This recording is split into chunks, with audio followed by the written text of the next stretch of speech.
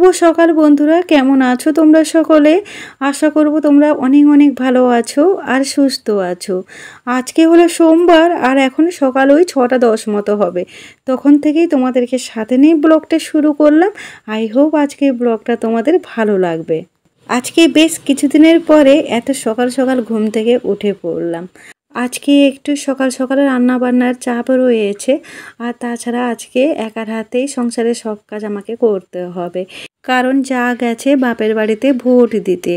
আর একার হাতে যেহেতু আমাকে কাজটা পুরোটাই করতে হবে, ওই কারণে সকালবেলা ওঠা। না হলে কি হবে বলো তো, সময়ের মধ্যে আমি সব কাজটা সেরে উঠতে আমার অসুবিধে হবে।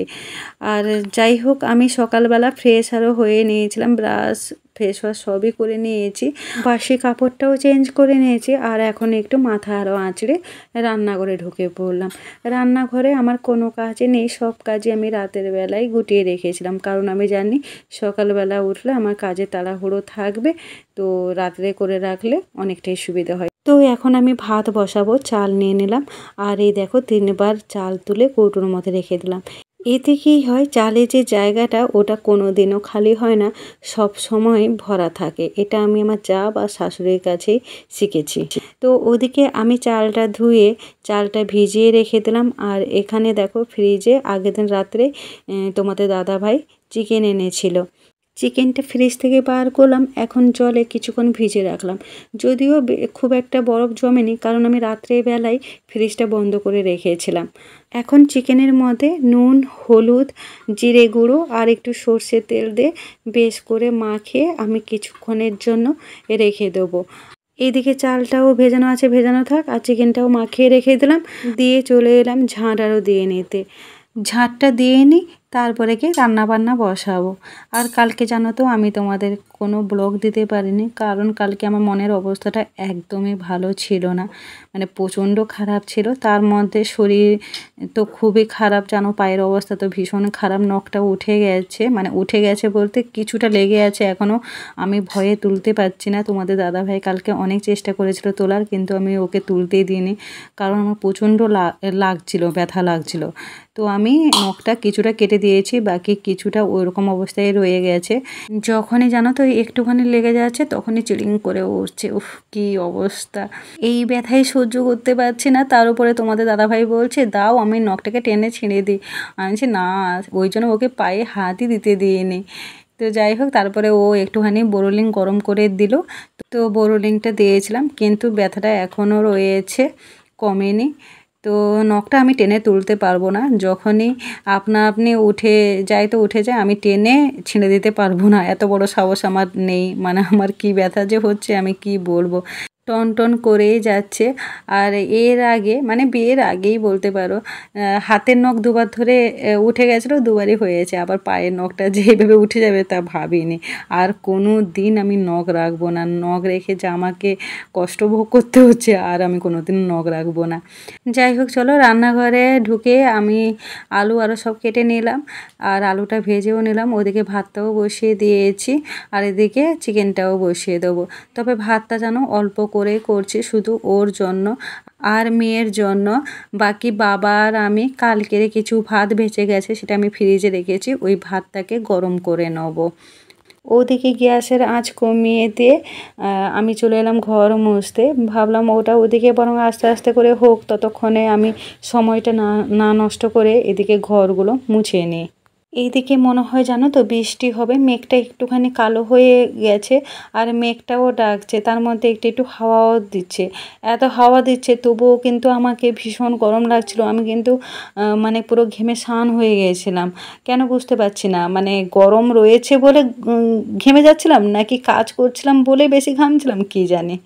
আমাদের এই ড্রয়িং রুমটা না মুছতে ভীষণ অসুবিধা হয়, কারণ এতগুলো চেয়ার আরও থাকে, তো খুব অসুবিধে হয়।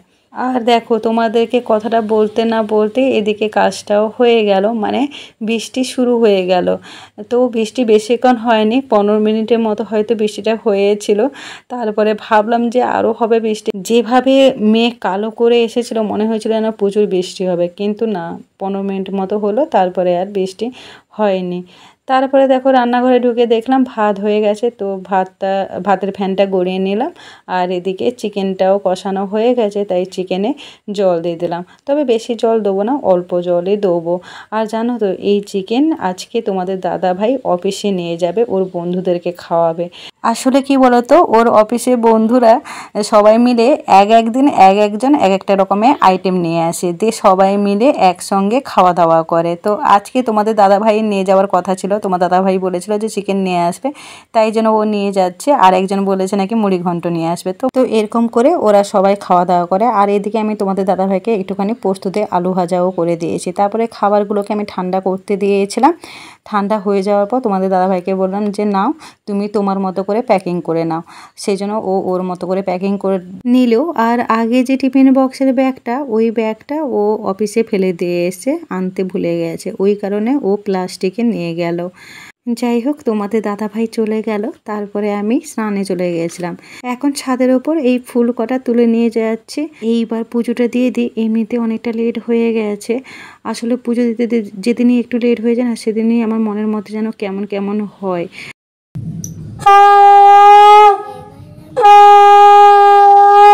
আসলে পুজো আমাদের দেরি করে হয় না, সকাল সকালই পুজো হয়ে যায়। তাই যেদিনই একটু দেরি হয়ে যায় না, সেদিনে মনের মধ্যে একটা যেন কেমন হয় যে দেরি হয়ে গেল, পুজো দিতে হবে, কেমন একটা অস্থির অস্থির লাগে আর কি। তো যাই হোক, ওপরে যখন উঠেছিলাম তো বাবার বিছানাটা পরিষ্কার করে দিয়ে এলাম। তারপরে নিচে এসে আমার জন্য ওটস করে নিয়েছিলাম, একটুখানি ফলও কেটে নিয়েছিলাম, একটু লেবু আর একটুখানি বেদানা। এদিকে মেয়েকেও ঘুম থেকে তুলে দিয়েছিলাম, মেয়ের ব্রাশ আরও হয়ে গেছে, আর মেয়ের খাবারটাও রেডি করে নিচ্ছি। দুধ আর কর্নফ্লেক্স, তার সাথে একটুখানি চিনিও দিয়ে দিলাম। ব্যাস, মেয়ের খাবার রেডি।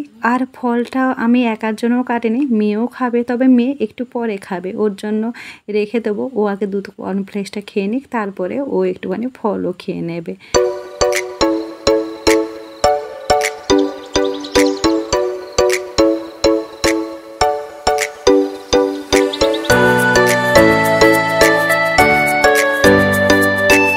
খাওয়া দাওয়া সেরে মেয়ে ওদিকে খেলছে, আর আমি এদিকে ঘরগুলো পরিষ্কার করে নিচ্ছি, গুটিয়ে নিচ্ছি। বিছনা গোটানো হয়ে গেছে, এখন এই টেবিলটাও একটুখানি মুছে নেবো। ধুলো তো ধুলো, মানে কি বলবো, প্রত্যেক দিন ভাবি এত ধুলো কোথা থেকে আসে, এত মুছি প্রত্যেক দিনে, তারপরেও যে এত ধুলো কোথা থেকে আসে আমি সত্যিই জানি না। তো এদিকে সোফাটাও একটুখানি ঠিক করে নিচ্ছি, তবে আজকে সোফায় কিন্তু কোনো জামা কাপড় নেই, কারণ আগের দিন রাত্রেই আমি সব কাজ গুটিয়ে রেখেছি, যাতে সকালবেলা উঠে আমাকে কোনো তাড়াহুড়ো না করতে হয়। যেহেতু সব কাজটা আমাকে একার হাতে করতে হবে, সেই জন্য বুদ্ধি করে আমি সব কাজে আগের দিন রাত্রেই গুটিয়ে রেখেছি, যাতে পরের দিন আমার কাজের চাপটা একটু কমে যায়, কোনো অসুবিধে না হয়।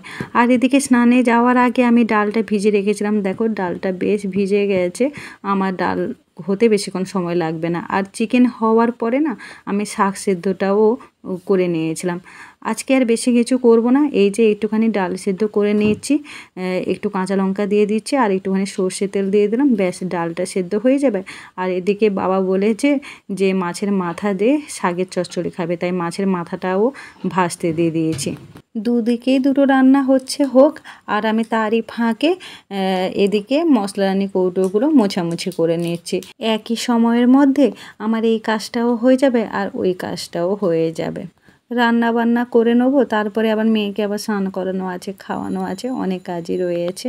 আর এই মশলাদানি কৌটোগুলো 2 দিন বা খুব জোর হলে 3 দিনের মধ্যে মুছে নিই বলে তেল চিটে দাগটা অতটা পড়ে না। আর এই যে মশলার প্যাকেটগুলো দেখছো, এগুলো কাটা হয়নি, তাই জন্য এটা রাবারের মধ্যে বেঁধে রেখে দিলাম।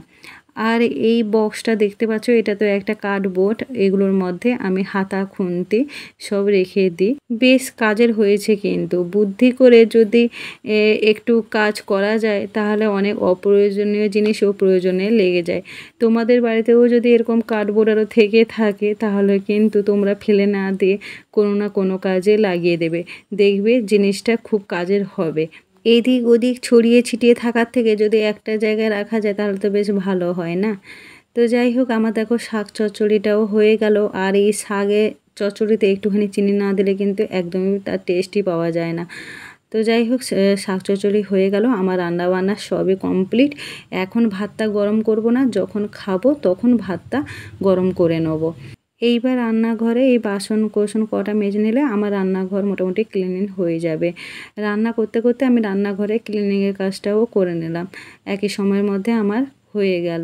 আর বাসন দেখো আজকে অনেক বাসনই পড়ে গেছে, কারণ আমি তো সব সময় রান্না করতে করতে বাসন মাজি, কিন্তু আজকে রান্না করতে করতে রান্নাঘরে ক্লিনিংয়ের কাজগুলো করেছিলাম, সেই কারণে বাসন মাজা আর হয়ে ওঠেনি। তো সকাল থেকে অনেক বাসনই পড়েছিল, তো সব বাসন আমি এখন মেজে নিলাম।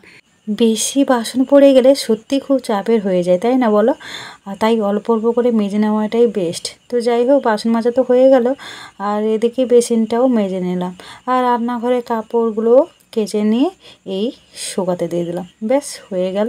তো চলো মেয়েকে এবারে স্নান টান করিয়ে দিই। এইদিকে দেখো বাবা না এই মাত্র এলো, তো অনেক সবজি নিয়ে এসছে, তো ভাবলাম সবজিগুলোকে বরং ফ্রিজে রেখে দিই। যত কাজ আমি করে নিতে পারি তত আমারই হালকা হয়, কাজ ফেলে রাখলে আমার নিজেরই চাপ বেড়ে যায় যে কখন করব। তো অনেক সবজি নিয়ে এসছে, ঢ্যাঁড়স, পটল, গাজর, বেগুন, উচ্ছে, শসা। তো আমি পটল আর ঢ্যাঁড়সগুলোকে একটা প্লাস্টিকের মধ্যে রেখে দিলাম, আর কচুগুলোকে একটা প্লাস্টিকের মধ্যে রেখে দিলাম, আর কয়েকটা কাঁচা আমও নিয়ে এসেছিলো, সেই কাঁচা আমগুলোকেও রেখে দিলাম। এইবারে ফ্রিজে তুলে দিলাম, ব্যাস। যতই বলি যে অল্প করে সবজি আনবে, কিন্তু ভাসুর বলো শ্বশুর বলো কেউ শোনে না, অনেক করে সবজি নিয়ে আসে। আর ওই জায়গাটা একটু নোংরা হয়ে গেছিলো, তাই জন্য মুছে নিলাম। তারপরে মনে পড়লো, জানো সকালবেলা যখন স্নান করতে গেছিলাম তখনই আমার নাইটিগুলো কেচে দিয়েছিলাম, কিন্তু শোকাতে ভুলে গেছিলাম। আর এখন ওই যে মেয়েকে স্নান করতে গিয়ে মেয়ের কয়েকটা জামা প্যান্টও ছিল, সেগুলোও কেচে দিলাম, দিয়ে সব জামা কাপড়গুলো শোকাতে দিয়ে গেলাম। নিচে গিয়ে মেয়েকে এবারে খাওয়াতে বসে গেলাম। এদিকে বাবা স্নান টান করেনি, বাবা স্নান টান করে এলে বাবা আর আমি খেয়ে নেবো। এখন মেয়ের সাথে বকবক করে মেয়েকে খাওয়াতে হবে, ওকে খাওয়াতে আমার অনেকক্ষণই সময় লেগে যায়, পাকা বুড়ি একটা।